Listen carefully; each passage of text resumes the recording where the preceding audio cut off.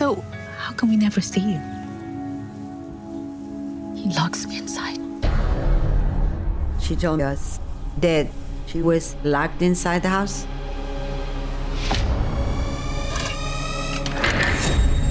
She said that when Hector would go to work, that he would deadbolt her in.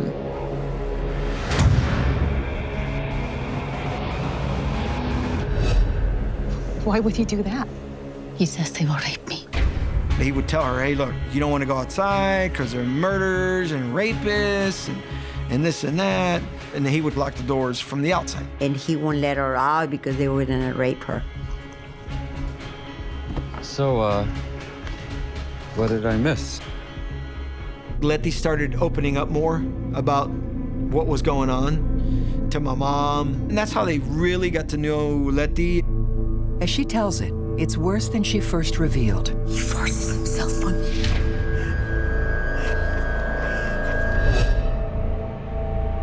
My mother was so bothered by the fact that this guy was, and in Letty's words, was forcing himself on her. She was really living a really tough life.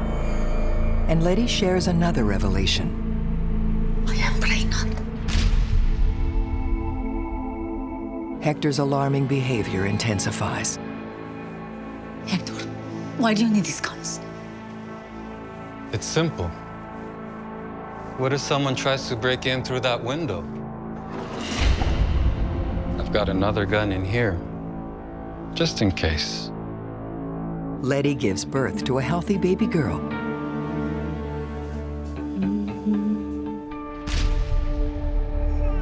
But the arrival of his child makes Hector even more paranoid. Hector. Oh, that's really it. Hector, Mama wants to ask. Hector, my family wants to see the baby. Back home. Just a short trip, mi amor. What a great idea. He was very peculiar, odd. You know, I hate to say the word weird, but he gave that aura of like strange, you know. We'll see.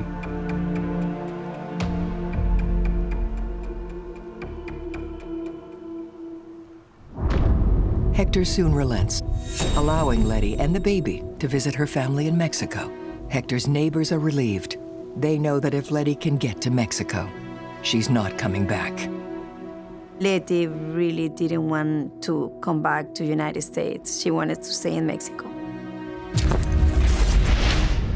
But the night before his wife's trip, Hector makes one condition.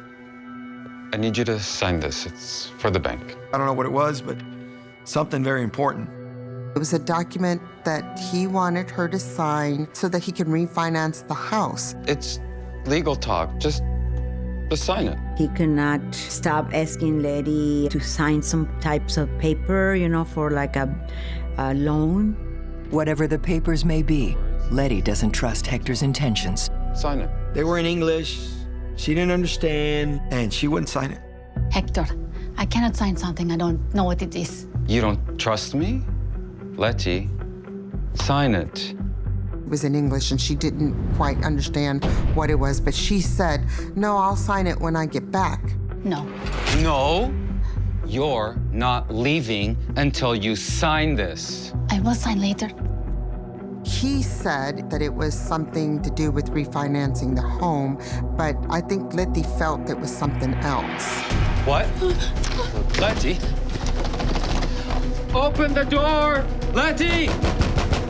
You're not going to Mexico till you sign that paper. Hector, please. Open the door!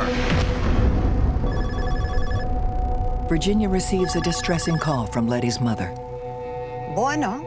Guadalupe was desperate. He says, oh, I know he's gonna kill my daughter. I know he's been knocking on the door. Open the door! He wants for her to sign this kind of paper. Let me call in. After speaking to Virginia, Anna jumps into action. Hi, Hector. I'm just heading to the airport myself. I can fit everybody in my car. She says, hey, Hector, I'm going to the airport. Do you want me to take your mother-in-law and your wife and the baby? I'll take them. Oh, sí, gracias, Ana. No, that's not necessary. Have a good day. Oh, no, Anna. That's okay. I'll take him later. No, we go with you. Hey, Letty Ben. wait! Lupe was the one that was like making her way to Anna's car. Hey, wait! I said I'd take you later. So now they're sort of like in a safe haven because now we're outside. No. We're not going to the airport. She was like, let's go. This is our opportunity. Let's go. Lupe, please? No. Please. No. Letty Ben. I'm taking Hector, you Hector, later. Hector, just... With other neighbors looking on, Hector tries to maintain his cool. Lupe, step out of the car. I'm driving you later. Letty, stop. You're not leaving until you sign this paper. No! He kept pressing her about signing those papers. You have to sign. You have to. Hector, why? What's so important about this piece of paper? And then Anna's like, Hector, what is it that you want her to sign? What is this? It's none of your business. She's not going to sign that paper. You can't force her. I think he lost some of the power there. I think Anna took the power from him. I think that really pissed him off. Get out of my way. Don't you dare touch me! And then Scott comes out. Hey, buddy, cool it. Hector's only 5'5", 5'6". Scott's 5'11", 6 foot. Probably outweighs him by like 75 pounds or more. If she doesn't want to sign it, she doesn't have to sign it. So, a double whammy. He's got to deal with Anna, and now he's got to deal with a bigger presence. It's not your business. This is my family, Get off. not yours. Right now. She doesn't want to sign it, she doesn't have to. It's my wife, it's my baby, Go on, and you can say, stop! You can't do this! They took that power from him, and from then on, it was like, there's no turning back. Come back! When his neighbor returns from the airport, Hector is waiting. Are you happy? You stole my family! They weren't gonna leave until you knocked on my door! You know the stupid piece of paper? I'm glad she didn't sign it. When Letty didn't want to sign those documents, that's when he blamed my sister Anna. That opened a new danger with Hector, which we didn't expect. Soon, it becomes clear to Hector that his wife isn't coming home. When Hector sees his neighbor, he moves to confront her. For the last time, where is Letty?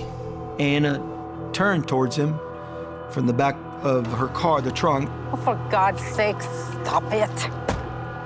and she's like, I don't know where your wife is, where your child is. You know, just leave me alone. Just leave me alone. I'll leave you alone when you tell me where my wife is. No! That had happened a few times before that, and it didn't go any further, but that day it did. This fateful day, Anna's dog advances on Hector. She was like protecting her mom, you know. And the dog went after him, apparently, to attack him. He went to kick the dog, but apparently he missed the dog, fell on his back. Don't you dare touch my dog again, ever!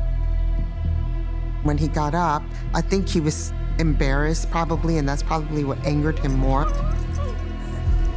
And Hector aims that anger directly at Anna.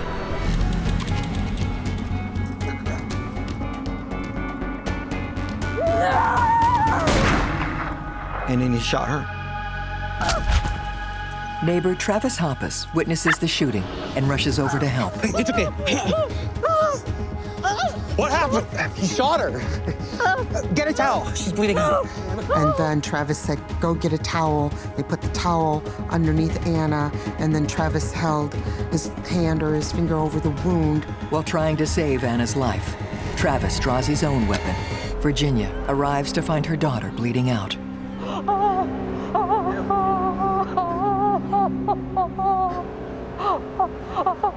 I went and grabbed her face. And I was, trying to revive her. I said, don't go, Anna, don't go, don't go. Don't leave me.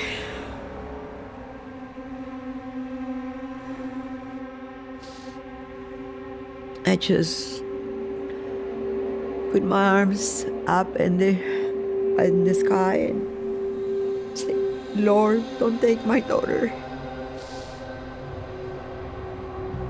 But I can see her eyes, and she went like this. Twice.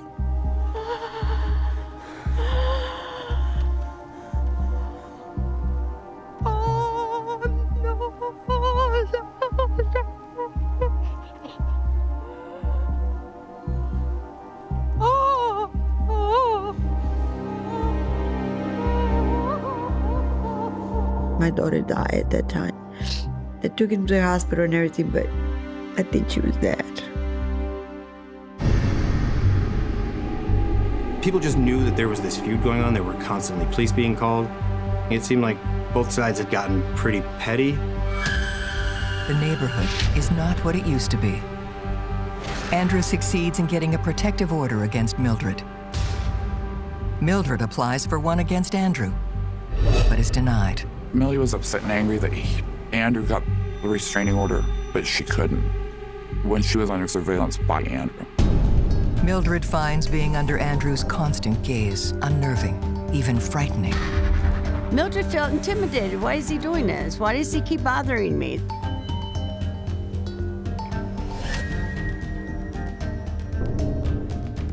I've never seen my mom be fearful of anything or anyone. I've never seen my mom scared. But to see my mom live that way, it scared me a little bit.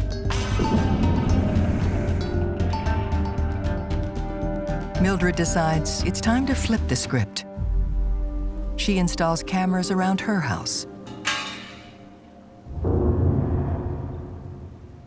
She even goes one step further. She had bars all around her home. She had her home well protected. But it's not protected for long.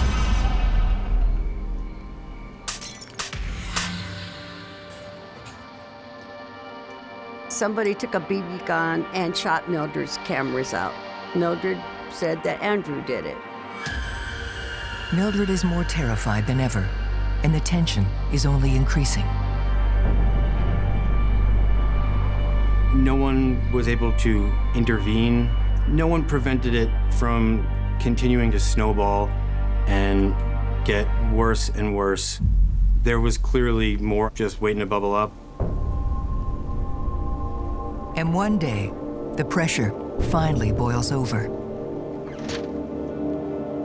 My mom was feeling uneasy. He claimed to think that she always had some kind of ulterior motive when she was out there doing things.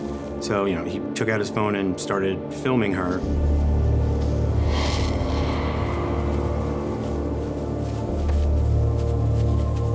Would you leave me alone? Screw off! Mildred sprayed Andrew with the hose. What are you doing? Andrew's daughter gets caught in the crossfire. And to him, that constitutes an assault on his family. She then said, yes, I sprayed you with water. What are you gonna do about it, mother? Are you crazy? Okay, that was maybe probably wrong. You'll pay for this, you hear me? You'll pay for this. It's the last straw for Mildred's neighbor.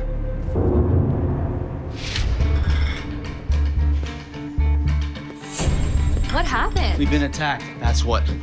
Are you okay? Hello, police? I want someone here now. We've just been attacked by my neighbor, my daughter and I. Mildred said, I don't know what I'm gonna do. She said, I don't know what I can do anymore. I really think he's really upset now. He called the police, but they basically just told him, it's water, get over it. What do you mean that's not a crime?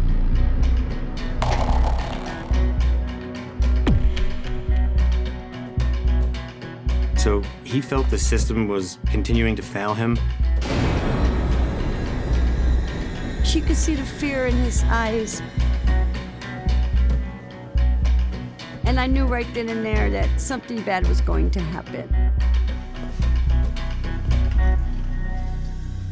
Mildred decides to call a friend. Bob, can you come over? As the day goes on, the tension and fear continue to fester. Lord, we give you thanks for this bounty which we... The family was preparing to sit down for dinner. That's when, things took a turn for the worse. Mildred's friend had returned again. Bob's arrival throws fuel on an already volatile fire. Hey, Andrew! Holy man! Holy man! Get your butt out here! I'm talking to you! And as Bob's rage grows, hey! Andrew's instinct to protect his loved ones intensifies. But someone is missing. Where's Katie? Stay inside. He realizes that his daughter has left the house and is now also in the backyard. Hey, go inside and tell your little dad to come out here and face me like a man! So now the daughter's in the backyard, and the retired military friend is shouting, "Let's go!" Essentially just repeating, go get your dad, go get your dad. Go inside and tell him to come out here so I can teach him a lesson! He's shouting, "Come on out, Pastor, let's see how tough you are." Andrew, he's petrified, so he goes and grabs the shotgun. Andrew? No, Andrew, don't. To come out here so I can teach him a lesson! Let's go, holy man! Let's go! Okay, what are you gonna do? He puts himself between Mildred's friend and his daughter, and he fires.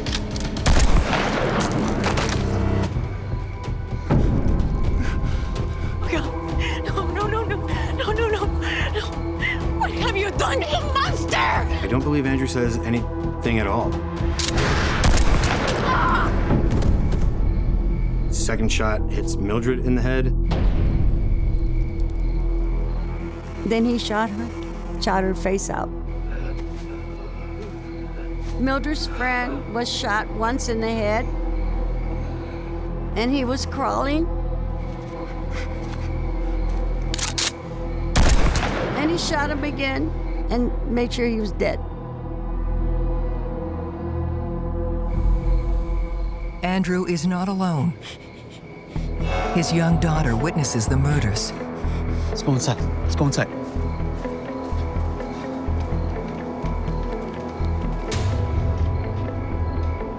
Versa, take Katie and John to the bedroom. Go, now, go. After shooting them, Andrew called 911. 785, no residence, CIC.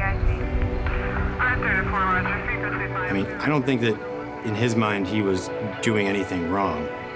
I think that he had just, at this point, probably been so far removed and had lost so much faith in law enforcement that he believed he should be able to take his family's protection into his own hands regardless of the law. He was just an evil person. Millie was a very bright, vibrant, uplifting soul. No matter what you're going through, she would make it better. Go back to me! The neighborhood feud has finally turned violent. You get off your insulting back! Anne calls the police. By the time officers get there, the fight is over. But each side has stories to tell. Anne claims both Donna and her husband attacked her. You get off! You're a ridiculous. Hey! Stay away from my wife! Anne had given the story that my aunt had hit her in the head. She also told the police that my dad was kicking her and holding her down so that my mom could hit her with a stick.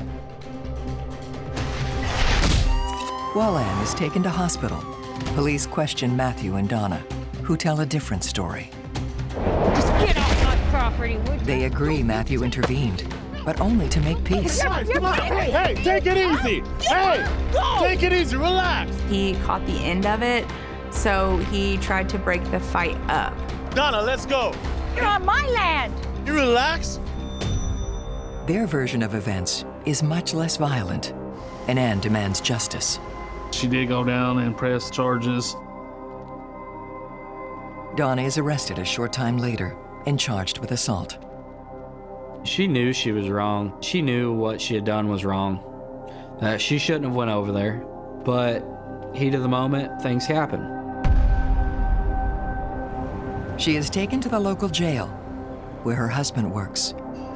They are both humiliated.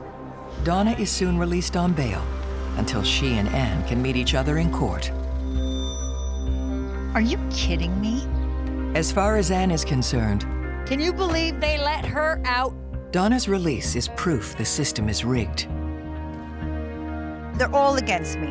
I mean, it's fixed. It's fixed. She come with this big conspiracy theory that all the detectives and county attorney, myself, everybody was in on it. The whole town's on their side. I don't stand a chance. This is ridiculous. Yet the court orders that while she awaits trial, Donna must stay away from her neighbor. They told her, like, hey, you can't be around her. You cannot go over there. You can't talk to her. The neighborhood divide is growing deeper. Many neighbors stand by the Baxters. But some still rally around Anne and have turned against Donna and her family. Screw you! They started to really, amp up their harassment. Hey! Hey! What's your problem? Pops, take it easy. They would, make comments towards my family or, flip them off, making remarks and making hand gestures. It wasn't fair to my mother-in-law to have to live on eggshells. As the hostility increases, Anne launches a full frontal attack. Get inside. Get inside.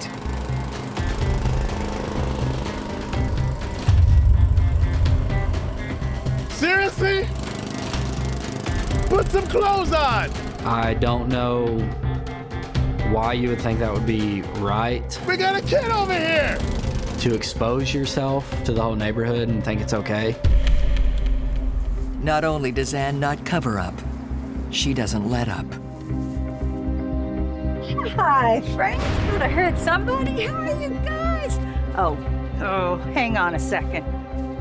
What are you doing out, huh? Got nothing better to do? Watch me guard? Woo! Watch that! Hey, something to do, man! Woo! Now even those who are on Anne's side think she has gone too far. So I think that her friends really saw the true colors because they obviously didn't think that that was normal. Normal or not, the Baxters suspect there is a method to Anne's apparent madness. They believe she's trying to pick a fight, to get rid of Donna for good. I think that she was hell-bent on getting my mom put in jail. I think once Anne figured out that she had conditions of no contact, Anne tried to get her to violate those conditions. It was like she was baiting my mom to, step out of line so that she had the proof that she needed to make her do that jail time. Much to Anne's chagrin, the assault charges are dropped, and Donna is only fined for the minor infraction of trespassing. When all was said and done, they basically give her a smack on the hand. You are kidding me! It just was never good enough for Anne. You should be in jail! I think Anne was out for blood now that she didn't get what she wanted. For Anne, this is the final proof that the law isn't going to be of any help. You see what I'm seeing? Are we gonna accept this? Huh? What are we gonna do about this? Oh, really? You too? Wow, the whole town's against me.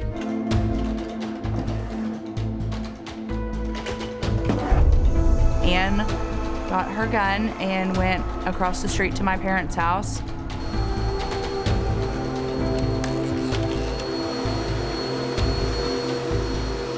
I truly believe that at that moment, she said, I'm taking matters into my own hands. Anne, what are you doing here?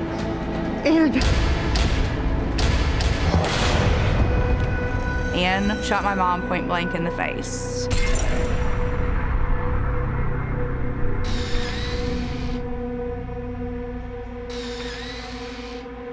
Then she walked outside. My father-in-law was on the back porch installing security cameras. Ed, no, no. She shot him through his hand and hit him in the chest. And then shot him again and hit him in the leg.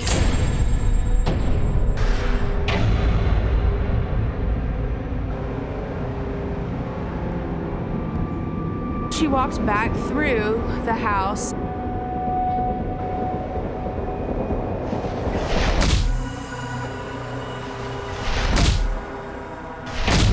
And kicked my mom several times, so she just basically kicked her while she was down. That was her way of saying, like, I'm in charge, like, I'm superior. That just blows my mind. Other neighbors hear the shots and call 911. Police arrive within minutes to arrest Ann. Donna is rushed to hospital with life-threatening injuries, while doctors try to save her life. Matthew is pronounced dead at the scene. Fortunately, Donna survives, but the ordeal takes a toll on the family and the neighborhood.